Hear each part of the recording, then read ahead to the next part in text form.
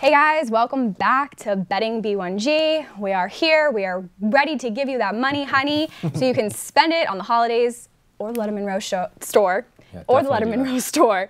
Definitely do that. Spend it here, equipment room. Yes, lots of awesome new shirts, both the men and the women. Up first, we have number 13, West Virginia, at number 17, Texas. Texas is the 2-point favorite. Can Texas rebound from that loss last week?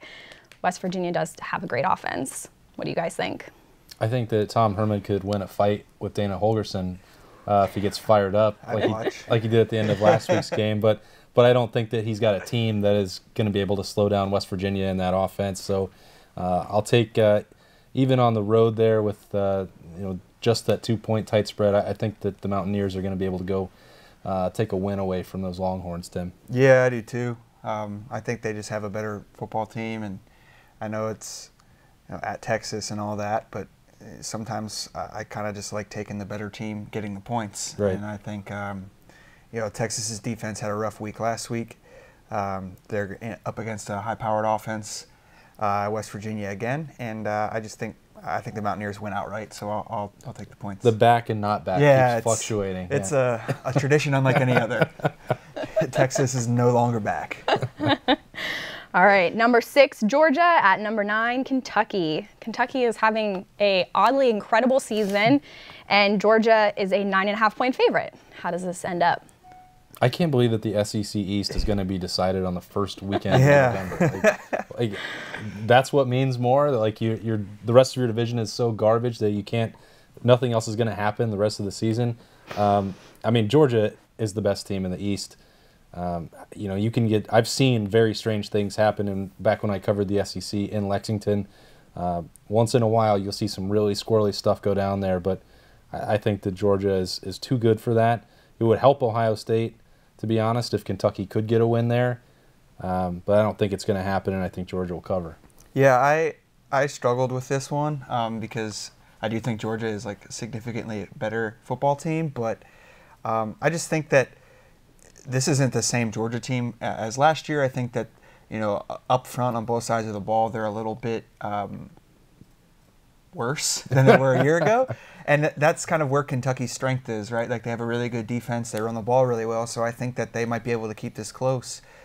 So I struggled, like I said, went back and forth. But I think that Kentucky is going to cover the spread. I think Georgia will win the game because I do think they're better. But I think Kentucky keeps it close, and I'll take the points. All right. A little disagreement right off the bat. Yeah, I was going to say, all right, we were starting with even level there. So number 1, Alabama. At number 3, LSU. Boo to both of these teams. If we could have nobody win, that would be awesome. But Alabama is a 14.5-point favorite. But can Joe Burrow turn this around? Can he pull off another big win? Yeah. It's crazy that the number 3 team in the country, according to the college football playoff rankings, is a 14.5-point underdog at home. One of the toughest places in the country to play. For a night game, it's going. That's just where we're at with Alabama. I'm interested to see how good Alabama really is. I think we all know that they're obviously a really good football team, playing really well, but they haven't played anybody yet, and they're just destroying all these bad teams, specifically bad defenses that they're playing. So I think this game is going to be close. I think Alabama will win the game, but I'm going to take the LSU defense plus the 14.5 here, just because I have confidence that that crowd's going to be liquored up a little bit and ready to go. Saturday night in Death Valley? Surely not. No. And I think that this is the first time Alabama's facing a legitimate defense that could not stop but slow down their offense a little bit and keep it relatively close. I'm going to take LSU plus the points. Yeah, me too. I think that it's too much for me to envision Joe Burrow getting another win of this magnitude, but I would still like to see Alabama do something of consequence against a team that is a little more credible. I don't think LSU is number 3 in the country. No. I don't think they are a real threat to win the game, but playing in that stadium at night against a defense that can maybe slow down Tua for the first time anybody's really done it this year, I think that can happen.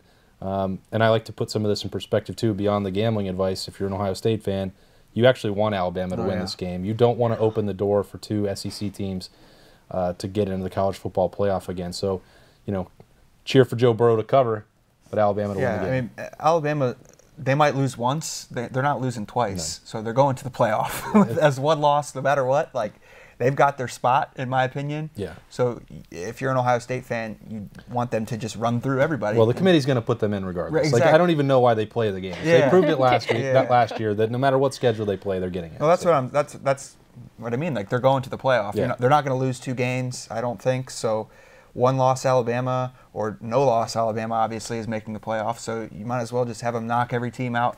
Yeah. If you're an Ohio State fan, that's in Ohio State's way. Right.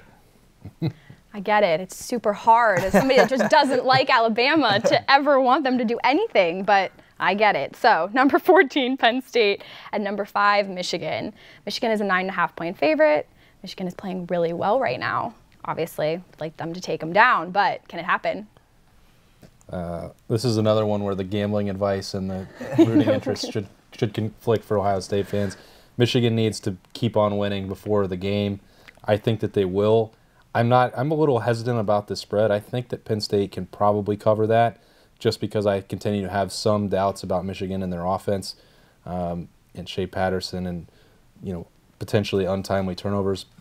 What makes me nervous is that James Franklin is the coach on the other sideline, and he continues to find new and interesting ways to lose games or make them be tighter than they should be because he is one of the worst game managers that is paid $5 million a year that exists in college football. Whatever his salary is, I don't, USA Today will have to tell you. But I think that Penn State will cover, but it makes me nervous to be banking on James Franklin. Yeah, I'm a little concerned about Trace McSorley's knee, too. He was banged up last week. I thought Penn State had a good win last week against Iowa in a drunk game. It was pretty wild. I think Michigan's a better team in this one. They're playing at home, but this spread's pretty big for me. I thought maybe it would be like 6.5 as opposed to 9.5. So, right. Because I still think Penn State can make some plays, but I think Michigan will win. But I'm with you. I think Penn State covers. All right. Number 4, Notre Dame at Northwestern. Notre Dame is a 9.5-point favorite. Can Notre Dame stay unbeaten? I thought that would have been larger, but that's my opinion. Well, it depends on which Northwestern shows up. Right. The one that's leading the West or the one that struggles out of the gate seemingly every September. Pat Fitzgerald does seem to get his team rolling the right way when it matters. This is another one where Ohio State really needs Northwestern to win.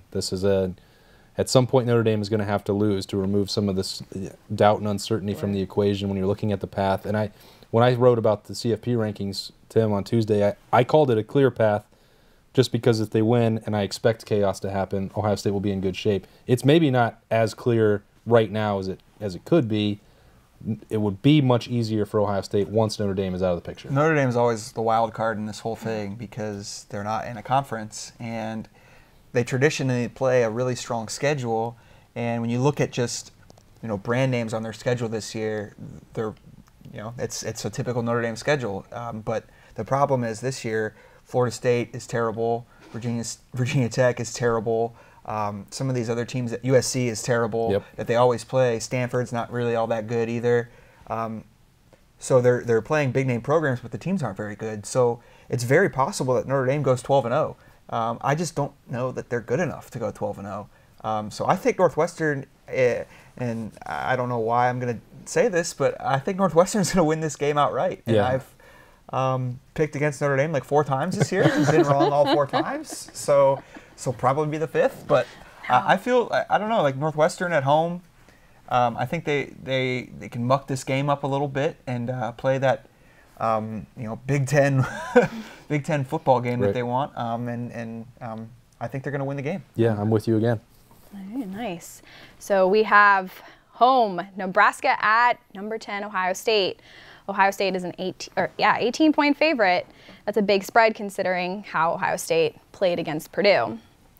Do you think the week off helped them? How do you guys? How do you see this game? It's a big spread, but it was bigger, and it's plummeted like all week, which has caught my attention. A lot of big bets coming in on Nebraska, which has lowered the line a little bit.